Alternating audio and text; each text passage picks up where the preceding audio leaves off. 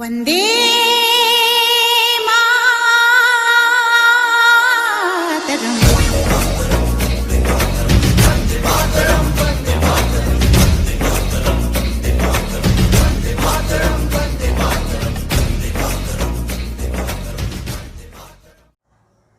हाय दोस्तों, ABC channel पर एक बार फिर आपका स्वागत है। मैं नरेंद्र कुमार कृषि विज्ञान विषय के अंतर्गत एक नई विषय वस्तु के साथ आपके सामने उपस्थित हूँ। आज की विषय वस्तु है नाइट्रोजन चक्र, नाइट्रोजन साइकिल। साथियों, जैसा कि ज्ञात है हमें कि पौधे कभी भी नाइट्रोजन को स्वतंत्र नाइट्रोजन के रूप में ग्रहण नहीं करते। पौधे नाइट्रोजन को अमोनियम अथवा नाइट्रेट अथवा नाइट्राइट के रूप में ग्रहण करते हैं। तो साथियों, आइए जानते हैं कि नाइट्रोजन चक्र क्या है। नाइट्रोजन चक्र एक भू-जैव रासायनिक अभिक्रिया है।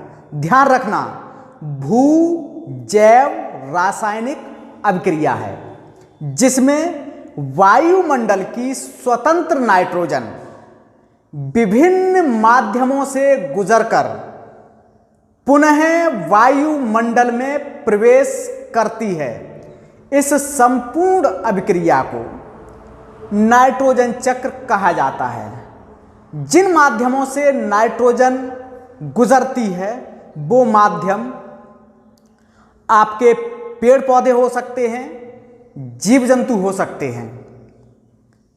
साथियों, नाइट्रोजन चक्र को और अच्छे से समझने के लिए इनके विभिन्न चरणों को समझना ज़्यादा आवश्यक है। तो आइए जानते हैं नाइट्रोजन चक्र की प्रक्रिया के विभिन्न चरण कौन कौन से हैं। तो जानते हैं नाइट्रोजन चक्र के विभिन्न चरण। नंबर 1, नाइट्रोजन का स्थिरीकरण यानी नाइट्रोजन फिक्सेशन। नंबर 2, नाइट्रीकरण, nitrification. Number 3, absorption of nitrogen यानी नाइट्रोजन का अवशोषण। नंबर 4, जैव पदार्थों का अपघटन यानी डिकम्पोजिशन ऑफ ऑर्गेनिक मैटर। और 5वां आता है आपका विनाइट्रीकरण यानी डिनाइट्रीफिकेशन। साथियों, आइए जानते हैं नाइट्रोजन का स्थिरीकरण यानी नाइट्रोजन फिक्सेशन। तो आइए जानते हैं नाइट्रोजन फिक्सेशन क्या होता है। वायुमंडल की स्वतंत्र नाइट्रोजन का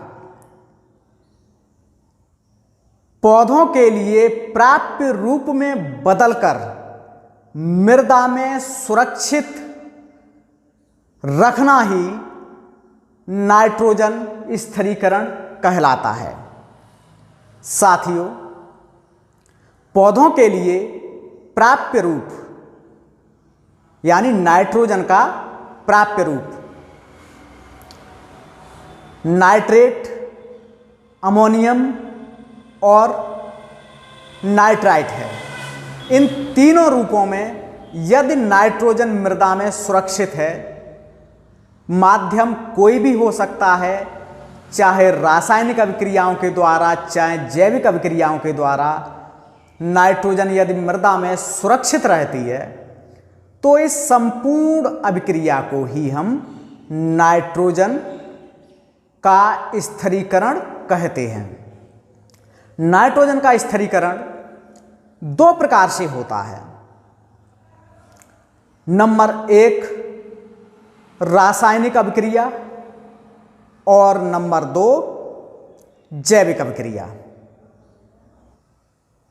साथियों, आइए जानते हैं नाइट्रोजन फिक्सेशन की रासायनिक अभिक्रिया। इसे अजैविक स्थिरीकरण भी कहा जाता है।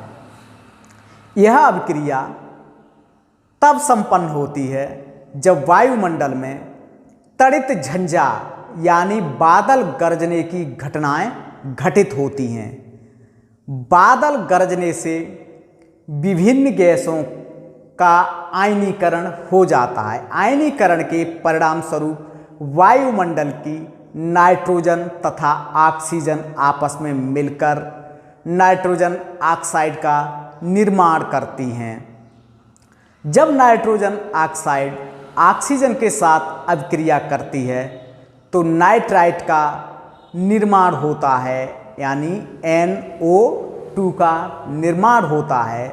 जब NO2 पुनः पानी के साथ अभिक्रिया करती है, जो वायुमंडल में वाष्प के रूप में विद्यमान होता है, से अभिक्रिया करके नाइट्रिक अम्ल HNO3 का निर्माण करती है और HNO3 अम्ल वर्षा के साथ जमीन पर आ जाता है। जब यह मृदा में पहुंच जाता है तो मृदा में उपस्थित भस्म आयन के साथ अभिक्रिया करके या क्षारीय आयनों के साथ अभिक्रिया करके हाइड्रोजन अलग हो जाता है और NO3 आयन अलग हो जाता है।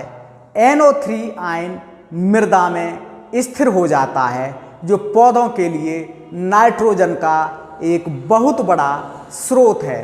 तो इसी प्रक्रिया को हम अजैविक नाइट्रोजन स्थिरीकरण या नॉन बायोलॉजिकल नाइट्रोजन फिक्सेशन कहते हैं। आइए साथियों जानते हैं बायोलॉजिकल नाइट्रोजन फिक्सेशन।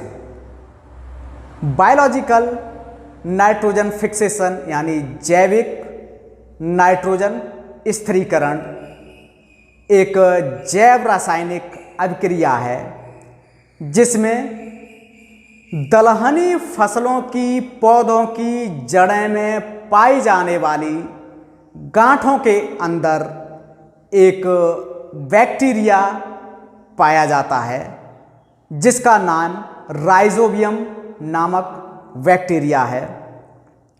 यह बैक्टीरिया वायुमंडल की स्वतंत्र नाइट्रोजन यानी N2 को नाइट्रेट में बदलकर मृदा में स्थिर कर देता है। इस प्रकार से मृदा में नाइट्रोजन स्थिरीकरण की प्रक्रिया संपन्न होती है। नाइट्रोजन स्थिरीकरण की बायोलॉजिकल प्रक्रिया में पौधे तथा जीवाणु के मध्य सहसंबंध पाया जाता है।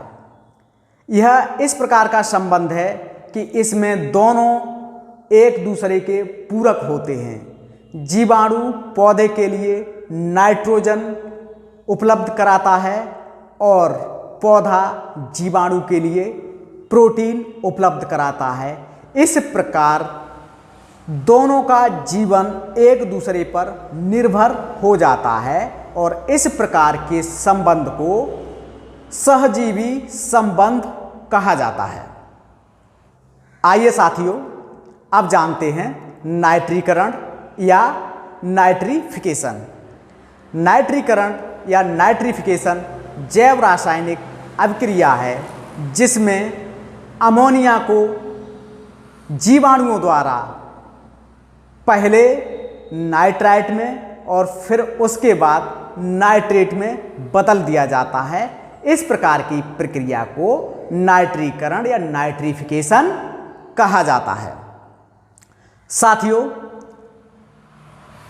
प्रथमतः नाइट्राइट बैक्टीरिया नाइट्रोसोमनास, नाइट्रोकोकस आदि अमोनिया को नाइट्राइट NO2 में बदल देते हैं। फिर उसके बाद नाइट्रेट बैक्टीरिया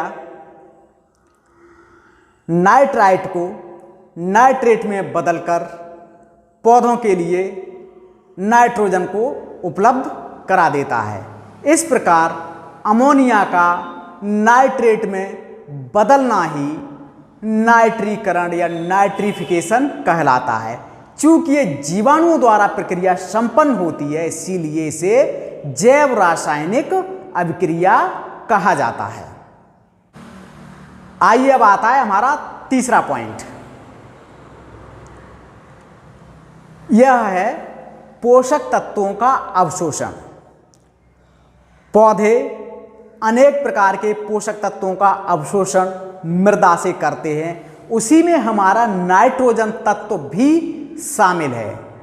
पौधे नाइट्रोजन तत्व का अवशोषण कर पौधों के विभिन्न भागों तक पहुंचा देते हैं।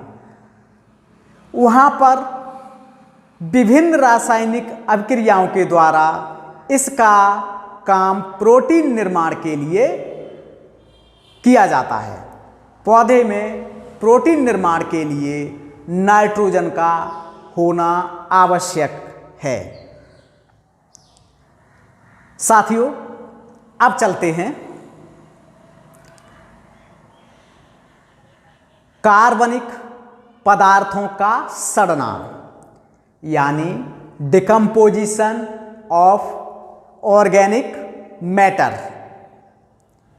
साथियों, कार्बनिक पदार्थ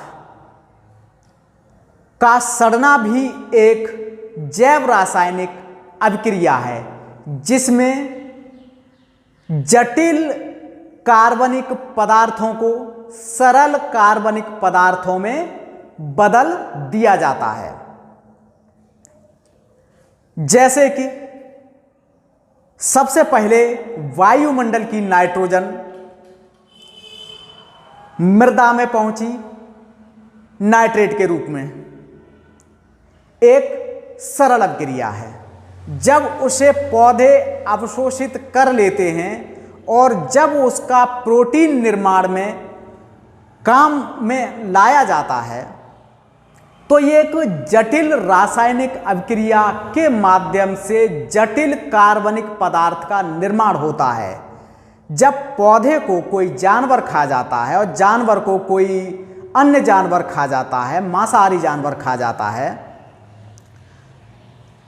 तब जब मांसाहारी जानवर फाइनल स्टेज पर पहुंचकर चाहे कितनी भी लंबी चेन क्यों न हो जाए, अंतिम रूप से सबको मरना होता है, सबको सड़ना होता है और उनके द्वारा जो भी उनमें प्रोटीन के रूप में नाइट्रोजन संचित है उसका विघटन होता है। वो नाइट्रोजन पुनः विघटित होकर मृदा के अंदर पहुंच जाती है। अगले स्टेप में आता है हमारा विनाइट्रीकरण, यानी डिनाइट्रिफिकेशन। विनाइट्रीकरण एक ऐसी प्रक्रिया है जिसमें मृदा में स्थिर नाइट्रोजन को स्वतंत्र नाइट्रोजन के रूप में बदल दिया जाता है।